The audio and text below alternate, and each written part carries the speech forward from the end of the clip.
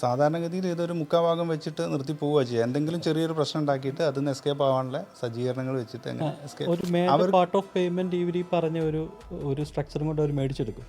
എന്നിട്ട് ആവശ്യമില്ലാതെ ഒരു ഡിസ്പ്യൂട്ട് ഉണ്ടാക്കിയിട്ട് പ്രോജക്റ്റിൽ നിന്ന് എക്സിറ്റ് ആവും. ഒരു സഭ കൂടും, 4 ആൾ സഭ കൂടും, ഇത്ര രൂപയാണ് കിട്ടാനുള്ള. കോൺട്രാക്ടർക്കാർക്ക് ആണ് സ്വാഭാവികമായിട്ട് ലാഭം വരിക. ഇപ്പോൾ ഈ അടുത്ത് നമുക്കൊരു പ്രോജക്റ്റ് പ്രോപ്പർലി നമുക്ക് അതിനകത്ത് എക്സിറ്റ് ആവാൻ പറ്റും. അതിന് മെയിൻ കാരണം നമ്മൾ ബിൽ ഓഫ് ക്വാണ്ടിറ്റി സെറ്റ് ചെയ്തുകൊണ്ടാണ്. അപ്പം ക്ലയൻറ്റിന് അവർ ഉദ്ദേശിച്ച ഒരു പേയ്മെൻറ്റ് ഒരു പർട്ടിക്കുലർ ടൈമിൽ റേസ് ചെയ്യാൻ പറ്റിയില്ല. അപ്പോൾ സ്വാഭാവികമായിട്ട് നമ്മൾ ഹെൽപ്പ് ചെയ്തിട്ട് ആ ഒരു സ്റ്റേജിലെ വർക്ക് നമ്മൾ കംപ്ലീറ്റ് ചെയ്ത് കൊടുത്തു. എന്നിട്ട് അതുവരെയുള്ള ബിൽ ഓഫ് ക്വാണ്ടിറ്റി എടുത്തിട്ട് റേറ്റ് എല്ലാം എടുത്തു കഴിഞ്ഞപ്പം നമുക്ക് ഈസി ആയിട്ട് ഒരു തർക്കങ്ങളൊന്നും ഇല്ലാണ്ട് നമ്മൾ കൊടുത്തത് കണ്ടിട്ട് കറക്റ്റായിരുന്നു. അയാളൊന്ന് ക്ലോസ് ഒക്കെ ചെയ്തു തെറ്റി.